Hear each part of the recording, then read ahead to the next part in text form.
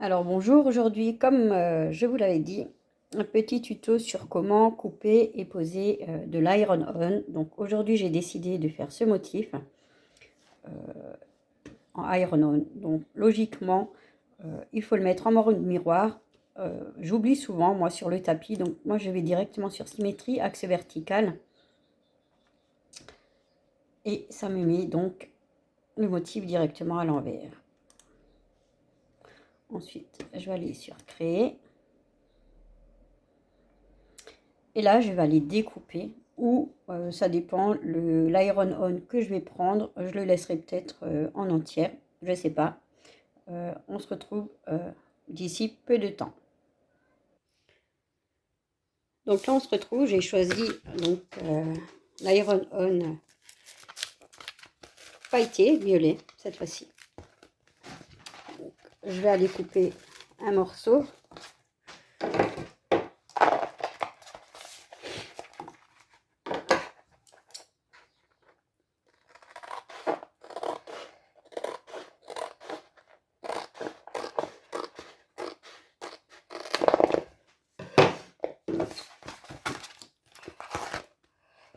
Donc là, hein, c'est tout. On voit très bien la partie brillante, la partie mate. Donc la partie mate, c'est celle qui va venir chez nous. Donc, hop, je vais aller le poser correctement sur le tapis. Voilà.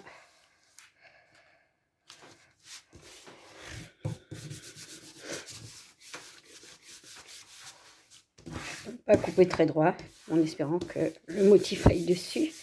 Je vais le réduire un peu, c'est pas grave. J'ai pas encore la petite roulette. Je l'ai commandée, mais elle n'est pas encore arrivée. Donc on frotte bien avec la main. Et je vous retrouve pour la découpe.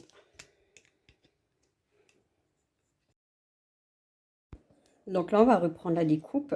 Je vais aller chercher mon matériel.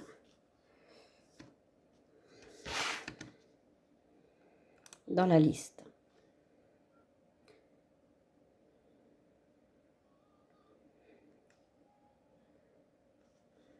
Donc je vais faire parcourir tous les matériaux. Ensuite, cliquer sur tous les matériaux. Et je vais aller cliquer sur thermocollant.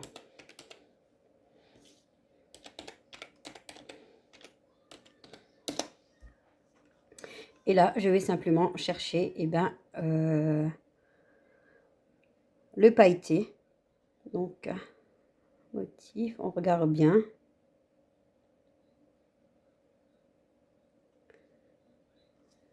Je l'ai là, glitter on pailleté. Je vais le sélectionner, mettre terminé. Et donc là, il me dit effectivement qu'il faut la lame pointe fine et appuyer sur démarrer. Donc on va déjà mettre le tapis dans la machine.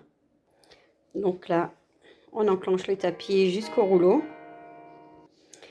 Et ensuite, on va le tenir et on va aller appuyer sur la flèche pour l'enclencher. Et maintenant, on lance tout simplement la découpe en appuyant sur le bouton C sur les makers ou sur Play sur les makers 3 ou sur votre bouton pour les explorers ou voilà.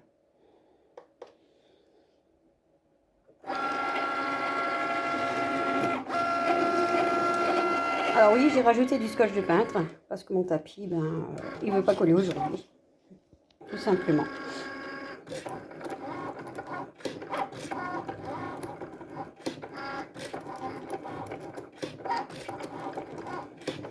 Alors, on va voir ce que ça donne. Alors là, on voit que la découpe se fait. Après, je ne suis pas trop sûre de ma lame. Je vais vous montrer qu'on peut repasser une deuxième fois sans décharger le tapis. Donc, on va laisser la première découpe se faire.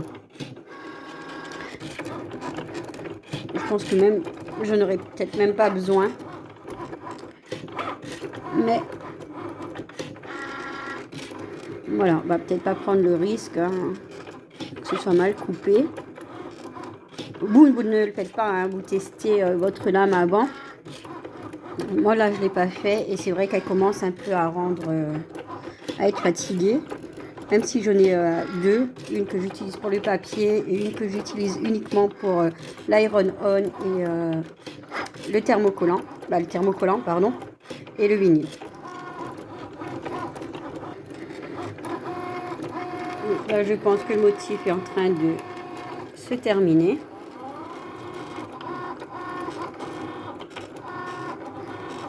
On voit bien que c'est marqué mais pas... Je vais pas prendre le risque. Je vais repasser une deuxième fois dessus.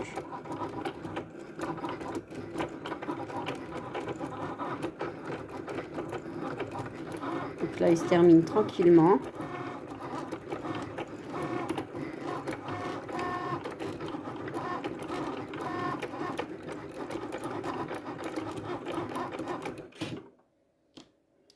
Donc là, en fait, mon projet est terminé. On me demande d'éjecter donc le projet, mais je n'y touche pas. Voilà, décharger le tapis. Au contraire, je vais venir, hop, relancer en appuyant une deuxième fois ma découpe. Voilà. Et là, vous n'avez aucun souci de décalage. Par contre, ne le faites pas si vous avez déjà éjecté votre tapis. La flèche d'éjection va rester clignotante, c'est pas un problème. Donc là, on va attendre que ça redécoupe et après, on passera à l'échenillage. Voilà, la deuxième découpe commence à être finie, tout simplement. Ouais, c'est un peu mieux marqué. Donc là, ce qu'on va aller faire, on va rejoindre mon atelier et puis on va faire l'échenillage. Donc hop, j'éteins tout de suite ma machine et on se retrouve de suite. Donc là, on a rejoint mon atelier. J'ai donc un tapis, un sous-main. C'est pas un tapis Cricut, hein, comme on m'a déjà demandé. Il ne passe pas dans la machine, vous allez casser la machine. C'est simplement un sous-main acheté dans un magasin qui permet de fermer l'oiseau. Donc, on va déjà enlever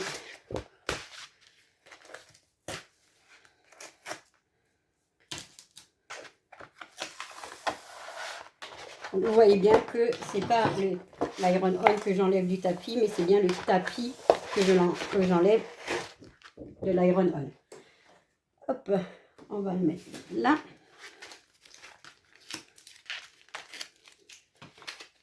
Voilà, ça, on va enlever. On voit bien qu'il nous reste de la matière et moi, j'aime pas la perte. Donc, ce que je vais faire, je vais reprendre le ciseau et je vais aller couper tout autour de mon outil pour avoir le moins de pertes possible. Donc là.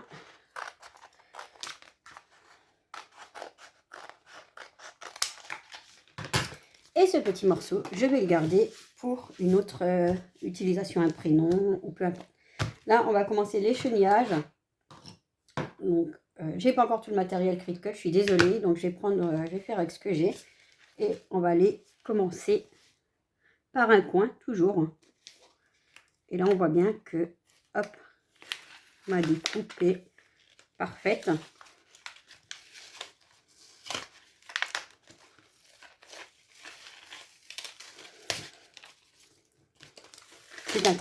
C'est une très bonne qualité, il est bien épais, il est bien brillant.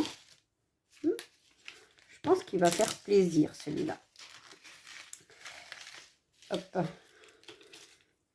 Ensuite, tout simplement, on va venir enlever les morceaux dont on n'a pas besoin.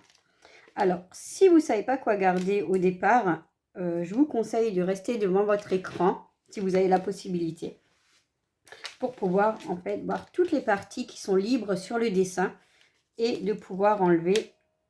Oh, ça m'a même coupé. Je me demande si je ne suis pas allée un peu trop fort. Voilà. Donc, ce que moi je vais faire, je vais prendre le temps d'aller.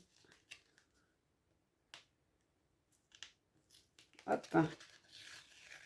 Voilà, je vais cheniller. Donc, toutes mes parties découpées.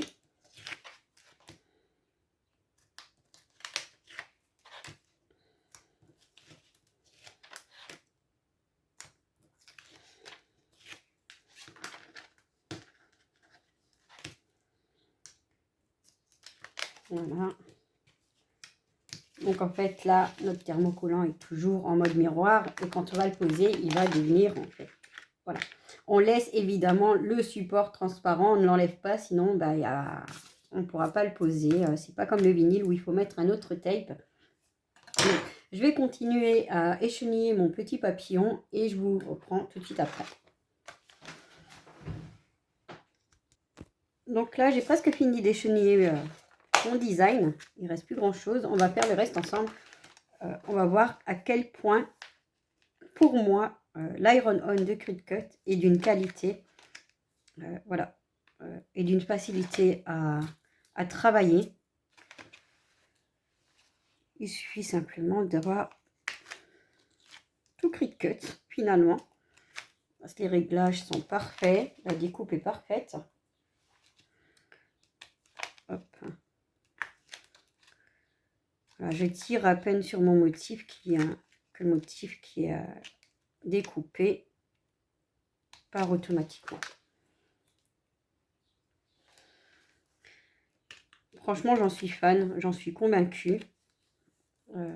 J'ai travaillé avec beaucoup de marques par de ma société, mais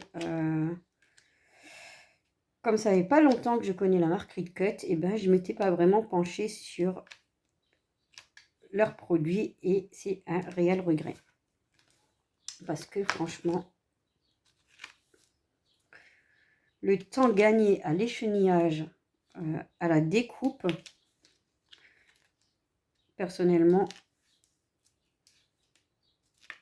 voilà, il n'y a pas photo. On va continuer. Et les supports sont bien collants, ce qui permet une bonne maintenue.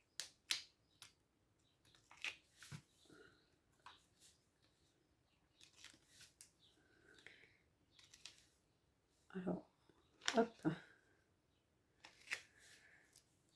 Voilà, voilà, on arrive à la fin.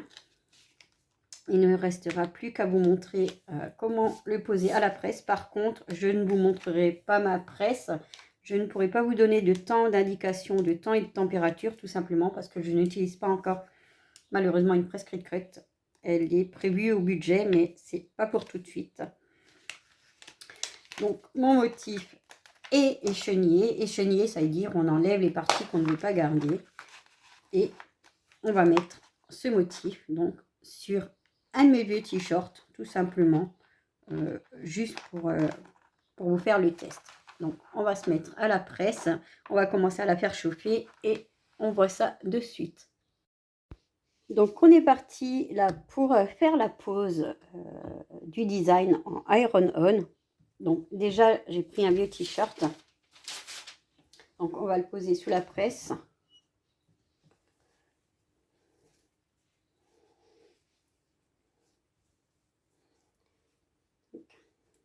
On va le mettre évidemment à l'endroit. Hop.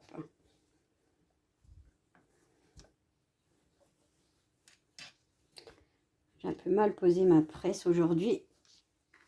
Voilà. En gros.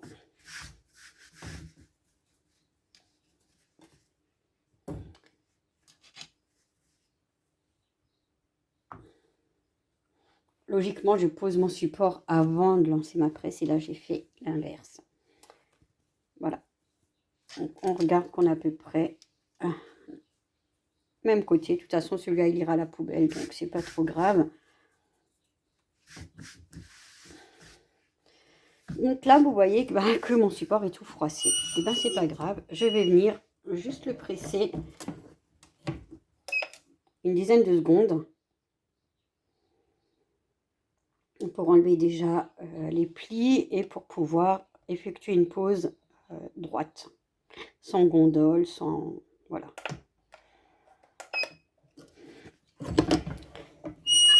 Hop, on voit que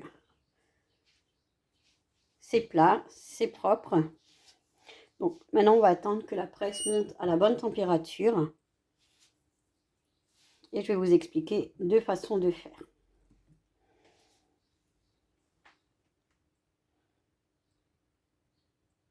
Donc, logiquement, la mienne se met à biper quand elle arrive à la bonne température. Vous, si vous avez les presses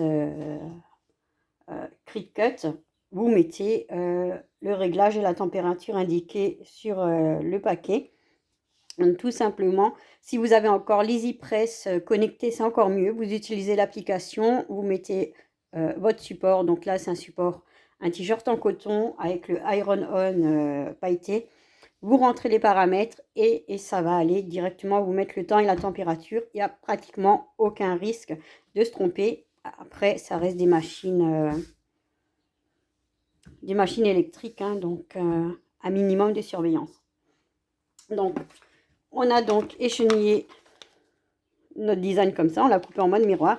Et là, on va aller le tourner pour l'avoir face à nous, donc dans le bon sens. Donc, je vais aller le poser.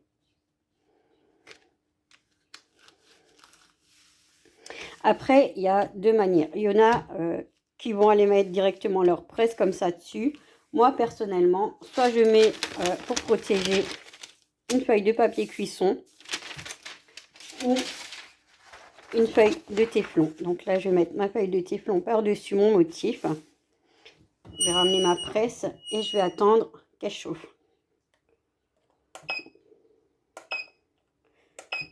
Donc là, elle est à température. Hop, j'enclenche et je mets mon minuteur. Tout simplement, je vais attendre. Donc là, le temps est écoulé. Je vais ouvrir ma presse. Je vais enlever ma feuille de téflon. Attention, ça peut être très chaud. Je vais la mettre de côté. Et je vais attendre un peu que mon motif refroidisse. Parce que normalement, c'est du pelage à froid. Donc, pelage à chaud, j'aurais enlevé directement la partie. Mais je vais attendre un peu qu'il refroidisse pour être sûr. Ce motif a l'air pas mal. Oh, sincèrement, ouais. Oh là là.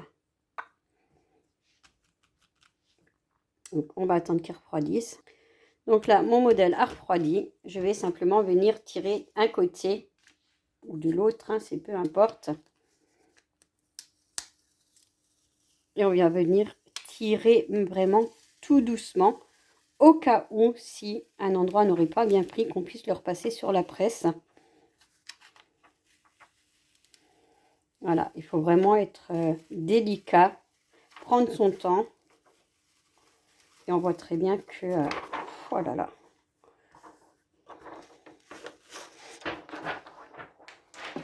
Alors, petite astuce encore une fois. Voilà, je l'ai posé. Logiquement, il est fini. Et bien moi, je vais repasser un petit coup d'une dizaine de secondes. Juste pour bien être sûr que... voilà. Que mon motif ne bougera plus. Évidemment, je vais attendre 48 heures avant de le laver. Hop, on éteint directement la presse. On enlève. Et voilà. Donc, moi, je trouve qu'il n'est pas si mal, hein, finalement. Texture un peu rugueuse avec les paillettes. Moi, j'aime bien. Voilà. Donc, maintenant, vous savez poser du thermocollant. Courant de semaine prochaine, je poserai peut-être une vidéo sur comment poser du vinyle. Et la semaine d'après, je pense, une vidéo tuto sur l'Infusible Ink. Comment le poser, comment le couper. Voilà. Si vous avez des questions, n'hésitez pas, j'y répondrai avec plaisir. Et ben, je vous souhaite un bon week-end parce que moi, je vais prendre un peu de repos. Et je serai disponible nouveau à partir de lundi. Voilà. Bon week-end.